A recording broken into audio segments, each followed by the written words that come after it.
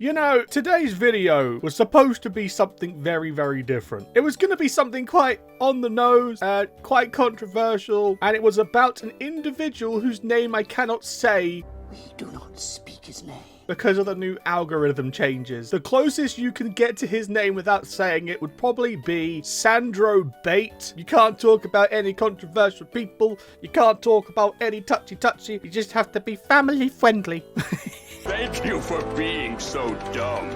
Hello, hello, welcome one, welcome all, welcome to Hearts of Iron 4. And today, we're going to be hopping into the Red World mod. However, today isn't just any other normal playthrough. We're back with our requestor, suggestor playthroughs. And today, we've got a playthrough from Brandon. Brandon asks us, could you please play German Empire or Imperial Japan in the Cold War Iron Curtain mod? Once again, looking at the background, it doesn't look a lot like Cold War. And you know, you'd be right. We're jumping into the Red World mod just because the Cold War mod does seem to lag quite a bit and slow all the way down. We're going to be hopping into Germany and rebuilding the empire. Okie dokie, so hopping in, I'm going to talk about why I chose the Red World mod over pretty much any other mod to jump in and do this in. First of all, it's because it runs quickly. Look at that. Do you see that speed? That's quick for me. My RAM's actually working. It's working! It's working! Secondly, it's because it's the modern day setting. Like, I'm playing in 2010 right now. I've got modern gear. I've got modern tech. This is amazing. And you know what's even better? I haven't got to deal with the economy systems that come with, you know, modern day mod, Millennium Dawn, this, that, and the other. It's so nice to be like, I can build an army and I don't have to worry about changing my government politics, or I don't have to worry about economy. If I want to blow stuff up, I can blow stuff up. Also, I didn't really do a background talk on what the Red World mod was or is, just because it is so widely known. But if you aren't familiar with them, this is pretty much the background history on it all. This is 1969. This is 1985. Long story short, the Soviets won the Cold War and the whole world is red pretty much. Oh yeah, and America is it's broken apart like slices of pizza. Now, although this is probably one of my favorite mods, I do have one bone to pick with it, and that is the focus trees. As you can see, we've got a generic focus tree as Germany, and that's because only certain nations have focus trees. Like the Italians have got one, the French have got one, Britain, Spain has got one, the Soviets have got one, and I believe these guys over here have one too. Now, it's time to start preparing to build an empire. Who's my next target?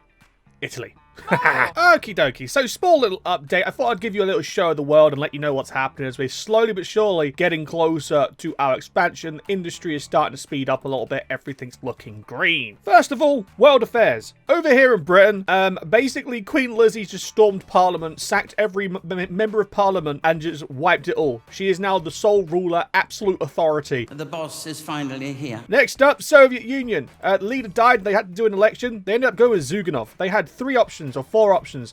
They have Putin, Zyuganov, this guy here, Rutskoy, and Gorbachev. And they end up going with this guy, Zyuganov, who's like ultra, let's expand the Comintern, which I don't think will go well for us. And then the Free State of America just ate Texas. They've got a military junta in charge. And then the American people, I don't know what they're doing. Like, they've got Chomsky in charge, but they can change it to Bill Gates. They can change it to Bernie Sanders. They can mix and match whatever they want. And as I was about to finish telling you the news, yeah. Essentially, the Italians stormed their parliament and basically just put the Pope in charge. And if they go down this line, they're going to become crusaders. The new Deus Vult, the old Deus Vult. This is nuts. Okie dokie. So, first things first. Before we start our great expansion of taking Germanic territories and creating a great German empire, I need to do a culture shift, a national shift. Now, although I have this humongous tree that I'd love to utilize, for some reason, ever since it updated to 1.12, the ability to choose other routes has disappeared. I can only choose the one that my ideology is linked to. So because of that, I'm going to come over here to the commands and I will try to brokenly jog my memory to try and remember how to do it. Isn't it set ruling party, something like that? Monarchist, maybe? Aha! I did it. Okay, cool. Now I just need to find a way to boost the political power because I can't justify having a king with 0 national support.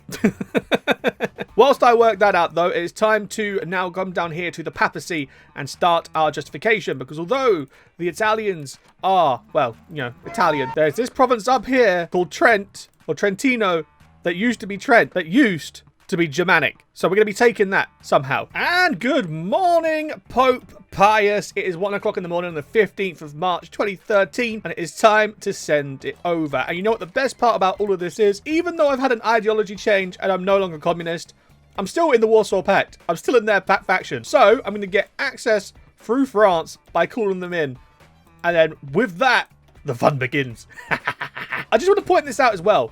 Look at the models. Look at the aircraft models. Look at how nice these models are. These are awesome. Even convoy ships have different models and navy ships have different models. I love this mod. This is probably one of my favorite mods. Top 3 for sure. And just like that, we managed to finish off the Pope. Now, this is where things get fun and interesting with this peace deal. Now, as you can see, I've taken all of Italy. But we do have this, the conquest of Italy. If we click this focus, it opens things up and we can choose what to do with Italy. Now, first of all, divide Italy into easily manageable regions. Yes, please. So now we have the Kingdom of Rome. Now that's done, a bunch of new decisions are going to pop up and allow us to choose what to do next with Italy. As you can see here, we've got a bunch of options. So the conquest of Tuscany, we're going to give that to our Italian ally. That's fine. Sicily is going to become a client state. So is Piedmont. We're going to do that, create a client state. Although I only want Trentino, Trentino comes under the whole Venice region. So because of that, we're going to go ahead and continue the occupation of Venice. And then last but not least, Lombardy over here. I'm going to give that to our Italian ally. Okay, so now that I've taken hold of lands for the Germans down here in Trentino, what is the game plan? First of all, I'm going to eat the Danes. I guess they technically might classify as Germanic. I mean, we've already taken this part here, but just in case, I'll take the Danes. I want to puppet Sweden, Norway, Finland. I want to maybe puppet Iceland. I need to take the Brits. I need to take the Dutch, but they're in the same faction as me, so I need to get strong enough to be able to leave the faction, and then I need to eat the Swiss. I've got a lot to do. I won't show all of it on camera to save some time, but first of all, I'm going to start conquering the north and build up my alliances. So, the world is on fire, and I don't know how to feel about it. I've just finished the peace deal with Norway. I'm just waiting for the notification to pop up. But Zyuganov finished his focus that essentially allows him just to go a little bit mad. If we go all the way to the bottom, target the false communists. They're going after the Syndicate of America and the Federation of America. They're going after all of America. But that's fine, because America can't even deal with itself right now. We've got the Federation against the Kingdom. That's right, the military junta turned into a kingdom. And who's the King of America? Lucian I of House Jefferson. This is madness. But because of this, I need to speed things up. I need to puppet everything. I need to build walls around my empire so I can prepare against the Soviets. I've got so much to do. I'm going to do a big time skip real quick. Oh, time roulette! And it's finally time to look westward and expand the empire. For the European theatre, we've mostly taken our territories. As you can see, we've also got a few puppets under our belt. We have the Welsh led by David. We've got the King of Scotland led by... Can you show me your name, please? There you go. Franz. Good old Franz the First. Norway, Sweden, they're all puppets. Now that I've got most of Europe, European Germans or Germanic peoples under my banner, I obviously need to get Netherlands, Northern and East Brussels or Belgium, as well as obviously these parts up here. It is now time to go on an escapade and take Germanic people's colonies. That means the British Empire, the Dutch Empire, the Belgian Empire, and obviously the German Empire, the most important one. Now, it seems cleaning up and uniting our empires all under our Germanic banner, it's going to be easier than planned, simply because, you know, Alaska, Canada, Australia, Mozambique. I don't know, they were Portuguese, weren't they? But they're all under this one faction after declaring on Canada, and I only need to take Canada. So hopefully this goes to plan. Also, by the way, American War. Everyone kind of just went in on each other like a giant battle royale, and now it's the Union of California, technically California since their capital's there, versus good old Nome. I've got it out for Nome. Hopefully Nome can hold on. So I finally managed to finish the war. We managed to take Canada. We managed to take Australia. I also took Brazil and Hawaii as a puppet, and I ate Alaska. Everyone else, I just can't let them be because I didn't fit into the plans. Now, there are two things to note. One, we're about to go in and take out the Syndicate, the American Syndicate, by joining the Soviet War. But it's not going to go too well for us. Although we have everything in the green, I lost all my manpower because Canadian infrastructure in the east is so bad. So I'm going to eat the syndicates and then, I don't know, do I go down here and take this? We'll find out in a minute. Right, let's just go take out the Americans. And it's finally done. The peace treaty against the faction that has terrorized the Union so much. And we managed to finally get the American land. So what I'm going to do, I'm going to go ahead, do this peace treaty, take as much land as I possibly can. And then I'll set us up for the next part. Okie dokie. So there is our peace deal. That is what we walked away with. If I can get the chance to make the Great Lakes a puppet, I will do, just because they literally are French. If I go by Germanic territories, the Germans, the Brits, the Dutch, none of them ever controlled this. This part here was all French. If I can get the 13 colonies up to Georgia, then I will. Otherwise, I won't. Now, because we started to run out of time, I'm going to cut this part short, so I'm going to make it nice, quick, and swift. I'm going to do a big time skip here. I'm going to go off camera. I'm going to take all the Germanic people's colonies literally all over the world, except for this region here. Now, the reason I say that is because we're going to build ourselves up, and we're going to leave the faction, take Amsterdam, take Brussels, take Poland, and then take China. And because they're communism as well, they're probably going to join the same faction. We need to get territories, and we're going to do it with some one last hurrah. Okie dokie. So I fast forwarded a little bit in time. As you can see, we're basically 2030 now, 20 years in game. I've taken as much of the Germanic lands around the world as I can. I'm not going to take China just because they're now puppeted by Japan, and I do not want to deal with a whole new faction.